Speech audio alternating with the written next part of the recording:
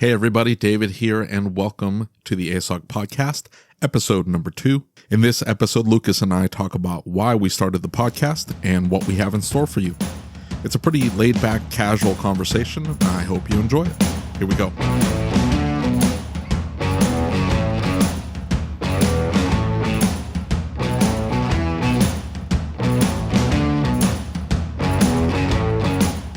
Let's talk about this podcast. What was the idea behind the podcast? How do you see it progressing? What do you want to see it turn into? What was the point? Right. Well, for me, David, here's kind of where it all started is we began to see very common themes within ASOG. We saw very common questions that came up frequently and over and over and over again. Folks would get frustrated and they would try and answer these questions. And we realized that there needed to be some type of content provided for our members that would answer some of this. And when problems came up, we needed the ability to put the answers in front of our members, or at least a recognized expert who would have some of these answers. So they had some direction, some vision, somewhere to go with it, right? It wasn't just a group of people talking online about a problem. It was actually people working together to collaborate a solution. And that's kind of when we started coming up with this idea of the podcast for ASOG. Just another way to discuss the same topic that keeps popping up on the forum over and over and over. And that ends up being the issue is a lot of people get frustrated with the same 5 questions getting hit on the forum, and it doesn't spur any new discussion. It encourages trolling, right? Because you get sick of the same questions, so you start throwing ridiculous answers up there. But for the people asking the question, this is something new and pressing for them, and it's a huge deal in their world, and they're legitimately asking the question. They're asking because they're in maybe crisis mode and they need help with it. But I get it. You start seeing the same questions, the same answers. You're like, man, not again. And we don't need to do a podcast on credit card processing fees. We can just throw that one out entirely. So the idea behind this podcast is let's discuss some of these topics, and let's bring on experts, coaches, whomever, and or other shop owners that are very successful, and have them sort of discuss the topic. And then maybe once we catalog a few of these, we can throw up the podcast in there as a way for them to get the information.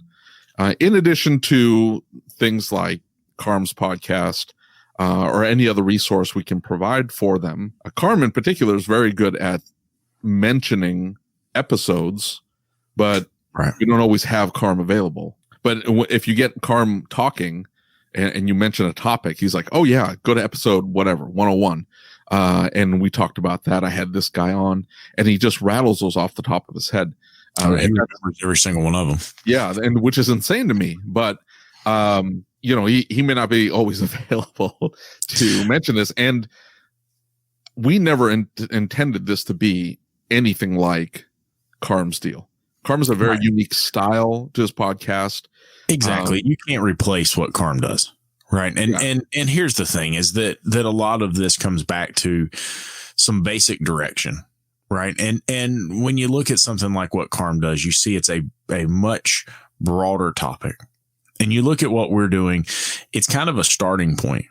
Right. And where do we go from here? Where do we start? And if you remember when I first started in ASOG, and I first started with IGONC and went to ASTE for the first time, I got a little bit of knowledge and realized that I needed to make improvements, and I saw things that I needed to do with my business. There were things that needed to be improved, and it was very easy for me to look at everything that needed to be done and try and do it all at once. Yeah, overwhelm. Absolutely. Absolutely. And the thing is that I had no clue where to start. And I was trying to do all of it, and it got to the point that it was just absolutely wearing me out. And through ASOG, I was able to find, you've been a mentor for me for many years. Dutch has been a mentor for me for many years as well. And I was able to find these mentors that were able to kind of point out and say, hey, let's not work on all this other stuff right now. Let's focus on one thing. And this one thing that's going to make the biggest difference is, right? Let's focus on ARO. Let's focus on car count. Let's focus on this. And we see so many people come into ASOG and they're trying to focus on all those things at once. They need a little bit of base knowledge. They know where to get started at, right? We've got to give them some base knowledge. And this is really formulated in a way that we can do that. Does that make sense? Yeah. And it's a unique skill set, being able to dissect the problem. Absolutely. I think that gets discounted a lot because a lot of people think, well, I'm successful, therefore I should be able to teach another shop owner, to help another shop owner do the same thing I was able to do. But everybody's different. Everybody has a different personality, and everybody has a very unique challenge in front of them, even though we sort of all struggle with the same things. But the way somebody may approach that particular problem may not be the same way you approach it. Where you have some shop owners who just put their heads down and they just get it done. Other shop owners don't. They're afraid to, right? So they don't want to mess with things. I'm familiar with what I've got, and I don't want to raise my labor rate any because I'm afraid I'm going to lose customers. I don't want to answer the phone differently. I don't want to be open different hours. I don't want to change things because I'm afraid of the unfamiliar. And it takes a very unique skill set to come in, identify those issues that are holding that shop owner back, and say, look, if we just did this one thing, if we just made this one tweak, it would rock your world. Well, and here's the thing that everybody needs to recognize about this podcast. This podcast, the primary value it has is for you to understand that us shop owners are just like you shop owners, right? We go through the same challenges and struggles and heartaches and frustrations every single day, right? And I think that that's really important because I was talking to a shop owner the other day and he said, I used to feel like I was out on an island. I used to feel like I was the only one going through this. I was the only one dealing with this. And that's just not true. So that upset customer, there's shops all over the country dealing with it right now. Yeah. The price shopper that you don't want to deal with, there's shops all over the country dealing with it right now. And I think it's really powerful when you realize you're not alone and those struggles that you're going through. And anybody that has heard Scott Palava's story, right, about why ASOG was started should understand that's what this group's about. It's understanding you're not alone, understanding there's people who care. There's people who have been exactly where you are. There's a better future in front of you. Don't give up. Just keep moving forward. Right. And there's better ways to do. There's people out there to help you.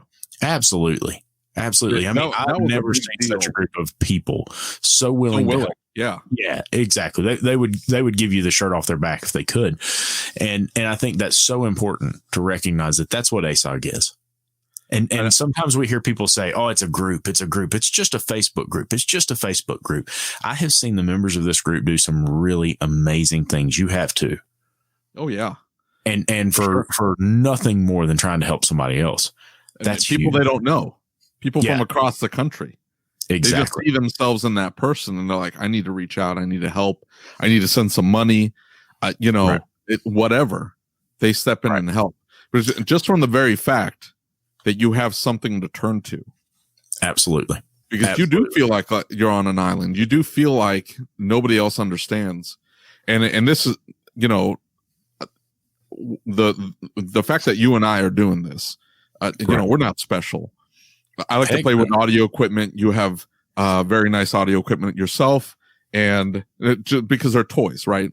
Everybody has their toys. We need to make sure everybody understands that the reason we have nice audio equipment is because we couldn't let the other one outdo us. So we spent all of our money and we had to make use of it somehow. Well, I have no idea what you're talking about, but oh, don't worry. Your wife and I talked about it recently. It's cool. Wonderful. The point I'm trying to make is, I struggle with a ton of things on a daily basis. Right. In other words, I don't have everything figured out. And, you struggle with things on a daily basis too. We talk about it all the time. Everybody struggles with something. And the fact that we're flawed, the fact that we don't have everything figured out, the fact that we're imperfect, I think put some validity, I guess, behind our discussion. It's raw. It's real. It's what we're dealing with right now. Does that make sense?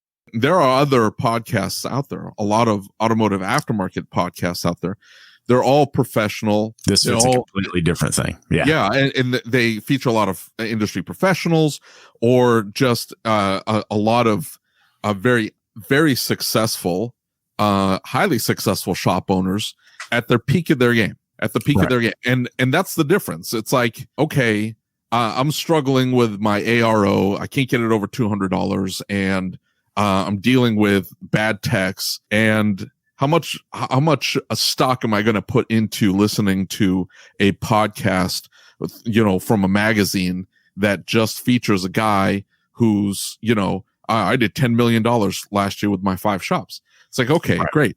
His struggles are not my struggles. His struggles are different. I need to listen to something that I can relate to. And that was sort of the point in doing this is let's talk about some of those struggles that the guy featured in the magazine podcast doesn't necessarily have to deal with. Well, and something that I think is always important, and it's one of the things that we've discussed when we started doing this, is that it's way too easy to get on social media and see somebody else's highlight reels. Absolutely. I fuss all the time. I see a post where somebody's talking about net profit, and you read into the post and all of a sudden they're talking about they've got net 30, and you ask some questions and you dig into it a little bit and you quickly find out they don't really know what net profit is, or they don't understand it to a full degree. And we'll talk more about that in an upcoming episode, of course, but they don't have any rent. Right. Oh, you go to. Hey, I am. Hey, if it's on the P&L, we're good. We're good if it's on the P&L. $6,000 a month. $6,000 a month. Dang, dude, really? But there's another reason for that. We'll talk about that one. But my point is that they don't understand what net profit is, or they don't understand what gross profit is, and it's really easy when you get into that setting. Yeah. With your peers and everybody's posting in this group and you've posted a question, it's really easy to either retract or maybe delete your post or act like you know something you don't, and you don't learn. Or you start bragging. You have and you're throwing these ridiculous numbers out and you have no idea how the P&L was created. You start you sit down with the guy and you start digging into it and you're like, dude, you're not accounting for this. You're not accounting for that. You're not at 30% net operating profit. Right. You're at 11. What are you bragging about? You're just, you're lucky if you're at 11. Right. And what I have found, and what's interesting about what I have found is because I found it in my own business. And when I first started coaching with Rick, and Rick said, hey, if you're waiting for your accountant to tell you something's wrong, it's too late. It's already wrong. And when I first got into this whole improvement thing, started trying to get my business to the next level, I thought that net profit, no problem. This is going to be easy, right? And what I realized is to get to net 20, net 25, or whatever it may be, it takes a lot of work. You got to watch your financials all the time. Yeah. Right. 1 week of miscalculated pay. Let's not even talk about that. The service advisor accidentally clicks several, whatever. Oh, you just shut up. It's really important that we recognize that, and we show through this podcast that other people have been there, and give some information, give some knowledge that at least gives them a starting point, because it can be very difficult to come into a group where you've got peers who you may look up to. You may have never met them before. Yeah. But you come in and you realize these people know what they're talking about. There's no way I can ask that question. And we don't want that to be the case. We want to provide some base information that gets you started, that gets you on the right path to getting your business to where it can be profitable, to getting you to where that stress level comes down a little bit, because it doesn't have to be so stressful. Well, you start stressing about different things. Absolutely. Right. Remember the story I told you when I first got into all this, and Rick looked at me and said, I said, I've got to get rid of these problems. I just want these problems to go away. And he said, when your problems go away, you're dead. Why don't we just find better ones? Damn. Better problems. Right. There you go. Hadn't thought of it like that. Yeah. Better problems is what we're striving for. Yeah. Absolutely. And I think it's very, very important that if we truly want industry improvement and industry change, right? You've seen some of the posts I've made recently where we're talking about what do you want from an organization? I work really closely with the independent garage owners from North Carolina, and I work really closely with ASOG and other organizations. And the reality is everybody has this view of what they believe is the right way or what we need. And everybody says, hey, we've got to make things better, but nobody ever takes action. Nobody ever moves forward with it. I see it a little bit differently. I don't think anybody knows. They just want something different. And what does different look like? Absolutely. Can you tell me what's better? And they go, I don't know, something. Though. Absolutely. And you're like, okay, well, what are we doing? Because that was one of the reasons you threw up the survey. The poll is, hey, I need to have a direction here. What is it you guys need? What are you looking for? And yeah, it was all over the place. I didn't answer the poll, I don't think. But I looked at those options and I'm like, I don't know. I don't know. Well, every time we go to training, every time we go somewhere, every time we ask somebody or we talk to a shop owner on the phone or a technician and you say, hey, Mr. Technician, what is it that you want? You say that the industry's got you frustrated. There's stuff coming your way that you don't like. And, what could we do to make your life better? Well, I need my pay to be better and I need better training. Okay. What would you like your pay to be? And what training do you need? Oh, I don't know. Yeah. I don't know. That's exactly right. That ends up being the issue. Or what ends up happening is they do put out some training, and what happens? Somebody shows up. Right. But that's not always the shop owner's fault. Like we're dealing with 1,000 things a day, and yeah, great. I don't remember that there's a training class or, and it's just not marketed properly. It's not put in front of the shop owner over and over and over again, because that's what everybody needs. You think that, that shop owner said training is important, therefore I'm just going to tell him twice, one time when he signs up and then the day of, and that guy's going to remember. No. And so I don't know. There's lots of different directions that can go in, but that's the point of this podcast is let's discuss it. Let's talk about it. Let's bitch and moan about it. Let's complain, and hash it out, right? And let's hash it out. Exactly. And instead of just talking and letting it be a dead end conversation, right? This facilitates us to be able to come back week after week and say, and obviously we're going to have some content around exactly what's happening in ASOG. This is for ASOG by ASOG, right? This isn't something where we're trying to go out and start a whole new radio show or anything like that. That's not the intention by any means. This is for ASOG. And so in it being for ASOG, our primary focus is the happenings inside ASOG, right? And everybody says it's just a Facebook group. There's so much of the pulse of the industry within this group. Right. If you talk to shop owners inside the group and then you get out, you realize that you've got a pretty good picture just right here in this little Facebook group of exactly what's happening in our industry on a day-to-day basis, what shop owners are feeling.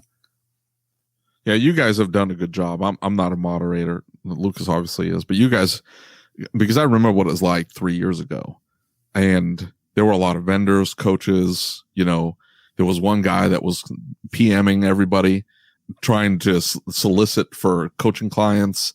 That guy got booted. I remember those conversations where the guy was just kept popping up and jumping in saying, I can help you out. And then he'd PM the guy. Right. You guys have done a really good job of just cleaning all that up. It's not, hey, let's bitch about doorman, but then the doorman guy pops in and he's like, can you tell me about what problems you're struggling with? Like, holy crap, dude, look at your warranty rates. Like, I'm pretty sure you're getting the garbage back to you that keeps breaking in the field. Like, exactly. I don't need to talk to the PR guy. Yeah, I don't need exactly. Where's your engineer at? We need to have a conversation. And he's not going to like it. Yeah, and that's what ends up happening in a lot of groups is that the groups are either ran by a coach, so you can't knock the coach. It's his group, right, or her group, or whatever, and they'll just kick you out. I've had that happen to me, trust me. And so, or you can't, or the group's open to everybody. And so, vendors jump in there or coaching groups jump in there and they start kind of muddling the conversation. ASOG has done a really good job of keeping it just shop owners and the conversations very pointed. They are about management, about shop owner struggles, what shop owners deal with, not technical stuff. It's just shop owner dealings. And I think that's extremely unique. So when you say it's the pulse of the industry, you're 100% correct. It is the pulse. It's not like the pulse. It is the pulse of the industry. Right. What they're discussing in ASOG is what's happening. That's why so many people want to get in. They want to see what's going on. I get that. But if we're able to provide a resource that's by the shop owners for the shop owners, we can be a little bit more candid on here. We can knock Dorman. Like I can blast Dorman on here and whatever, right? I don't use it at my shop. A lot of shops don't use it. But if you use it, let's have a conversation about it. Why don't you jump on it and defend yourself? Absolutely. For using Dorman products. And that's fine. We can hash it out and figure out what's right, you know? Absolutely. And here's the thing is that, you know, the number of shop owners that I have talked to who have literally come up to me and shake my hand and listen, I'm not the brainchild for ASOG, right? I didn't come up with ASOG. That was Scott. The moderators, you know, I do a lot of the talking, and stump yelling, whatever you want to call it. But I do a lot of the publicity stuff in ASOG, but the moderators like, you know, Chris and Wendy and Andrew and Dutch and everybody that's involved with ASOG, they're what makes it happen. Right. And I think so much of what you see in ASOG is you go out and I'll be talking to somebody and they'll come up and shake my hand, you know, hey, ASOG changed my life. And I'll say, tell me about it. You know, I never realized that I wasn't charging properly. I never realized that there was a better way to handle a warranty claim. There was a better way to handle a customer who was upset. I just got upset. Yeah. It's changed my business. It's changed my life.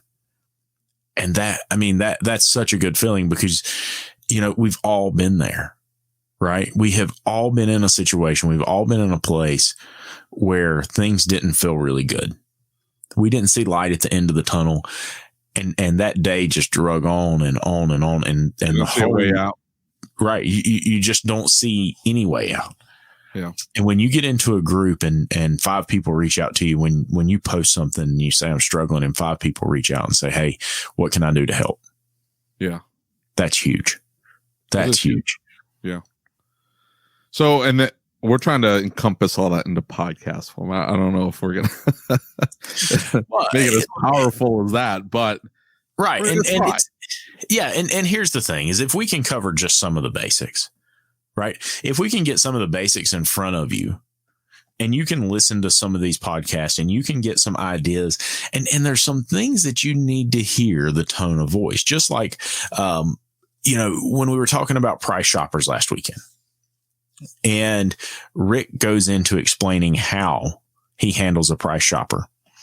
I can type what makes you think you need. And you could say, what makes you think you need?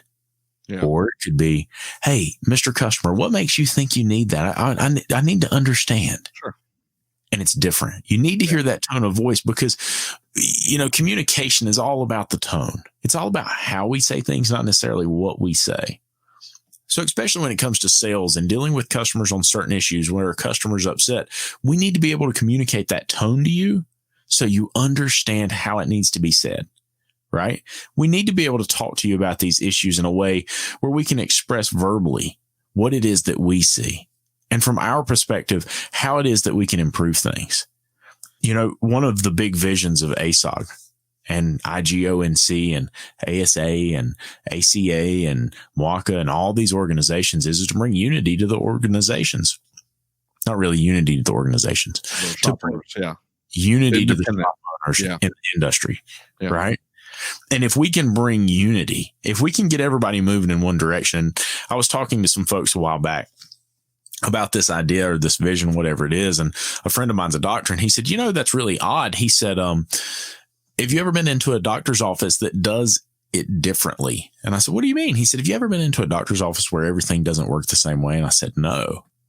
He said, yeah, most people haven't. He said, you know that why that is? And I said, no. He said, well, not only we train medical school, but we have organizations that serve our industry, and we all work together to provide a unified type of service. Do we provide the same service? No. But we all work off of a very standard procedure. Sure. Right? Standardization. Right? And I think in so many ways, we've got some fights coming up in our industry, and you know, whether it's your car, your data, whether it's some of the other issues that we're facing, access, you know, we need to be unified and moving in a common direction. And hopefully this podcast is a way to also help facilitate that some. It'll allow us to have some of those fiery discussions too. Right. Because, I mean, we're going to say some things that people don't want to hear. Yeah. Right. And listen, there's going to be some disagreements. Let's just say it that way. Because that ends up being the issue is, well, we're trying to unify the industry. Okay. But the way you do things, the way I do things are completely different. And I don't see eye to eye with you. But we need to have a format to hash it out. And that's the point of this podcast is let's hash out some of these differences. Let's have some of these discussions, these difficult discussions. Let's say some things that we're all thinking, but sometimes don't say.